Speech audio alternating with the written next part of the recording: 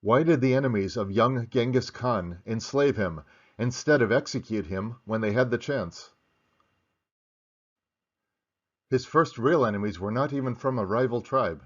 They were members of his own group. He was born in 1162 with the given name Temujin, the third of 7 children to clan leader Sergei Baghatur.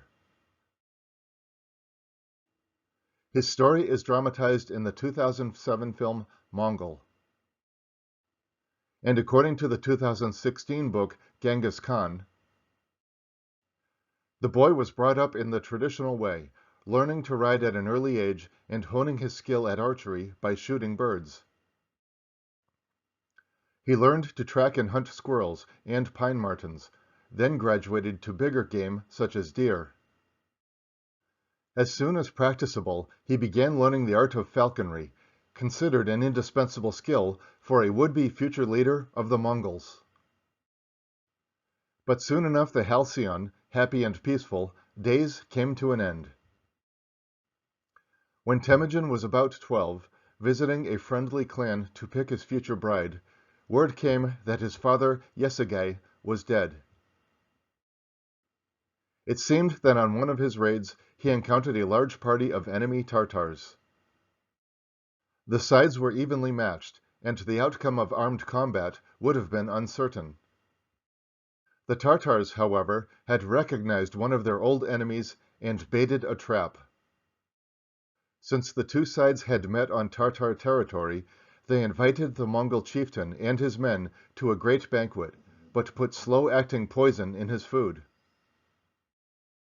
Shortly after leaving the camp, he suffered agonizing pains in his stomach, lingered a while, then died. With his dying breath, he ordered his faithful retainer Monglik to bring Temujin back home. Sergei had recalled Temujin hurriedly because he knew that on his death the issue of succession would flare up. If his son was not there, no one would speak up for him. But even as Temujin and his family returned to their home camp, trouble boiled up with the rest of the clan. People began to whisper against them and shun them. Temujin's mother, Khulan, then tried in vain to rally the Borjigid clan, asserting that she would lead them, but her clansmen declined the offer. They were influenced by their unwillingness to have a 12 or 13-year-old lead as the principal male in the clan, and the rational calculation that, since Khulan was not a clan leader like her husband, the amount of booty and loot, and hence their shares in it, would diminish alarmingly. Chieftain after chieftain, clan after clan deserted Khulan, and the first to go was the arrogant Targatai, leader of the Tayachid, who announced that his clan had now resumed the leadership of the Mongols. The unkindest cut of all for Khulan was that Monglik, appointed by Sergei on his deathbed to be his children's guardian, also turned recreant, unfaithful. The rebels not only expelled the few remaining Borjigid as virtual outlaws, but took all their movable property too. The film only briefly covers the family's exile in the plains, when they survived on the hunting and fishing skills of Temujin and his brothers, and completely skips when Temujin and his younger brother murdered their older stepbrother, named Begtur, for stealing food from them. It may be that news of Begtur's murder reached the Tayachid, or perhaps they simply wanted to check that Khulan's family really had pitch-pulled into starvation and death. At all events, they made a reconnaissance and found to their annoyance that the family was in fact relatively thriving. Targatai, the self-appointed leader of the Mongols, was shrewd enough to see that every day that passed made Temujin more of a threat to his position. The simplest solution was to kill him, but that would mean vendetta with his 4 remaining brothers, who would surely raise the entire Borjigid clan against him. If he killed them too, his credibility as a wise ruler of the Mongols would be gone. The best solution would be to take Temujin out of the power equation altogether by enslaving him. Targatai, for reasons of credibility, had to justify the capture to assure the Mongols that Temujin had done something bad enough to warrant punishment, but not death.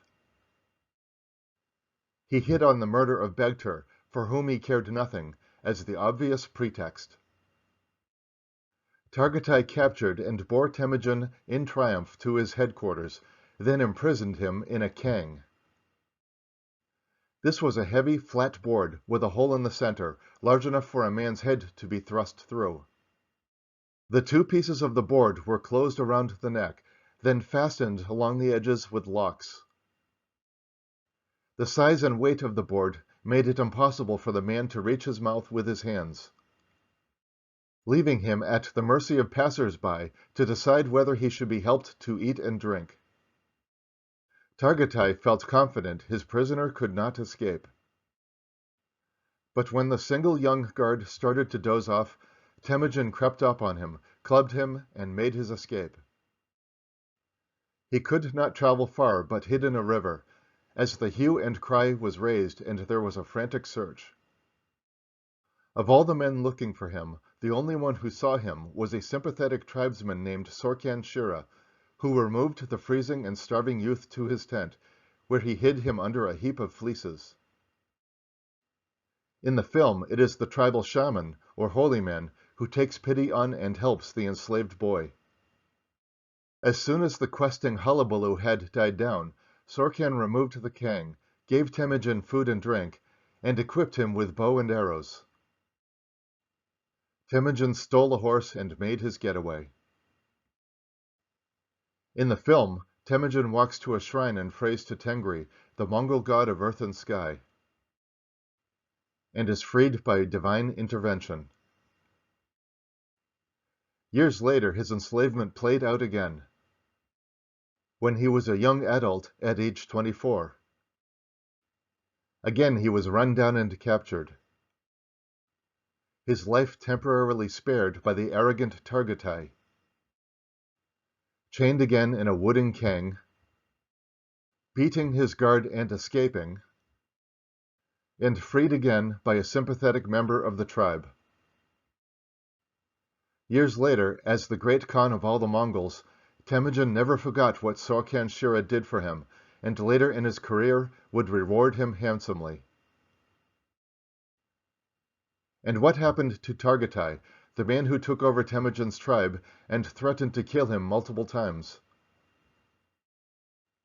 In the film, Temujin defeats his enemies at the Battle of Kalkaljid Sands, where Targatai is betrayed and murdered by his own men. But according to the book, in the year 1200, Temujin defeated a coalition of his enemies on the banks of the Onon River. His old enemy Targatai, now fat and elderly, was captured and absurdly expected amnesty. He, together with all his subordinate leaders, was executed. To be fair, Targatai had no easy choices in front of him. To swear allegiance to a child and face attacks by rival tribes who saw them as weak? To kill the boy and his brothers, and risk contempt and rebellion by all the Mongols? Or to let his rival live, at least for a while, and face the consequences? But that was the way on the Mongol steppe, and it played out with Temujin ruling the Mongol Empire as Genghis Khan. Thank you for watching. Please like this video, subscribe to this channel for new videos every week or two, and see the description below for a list of books, films, and online resources featured in this video.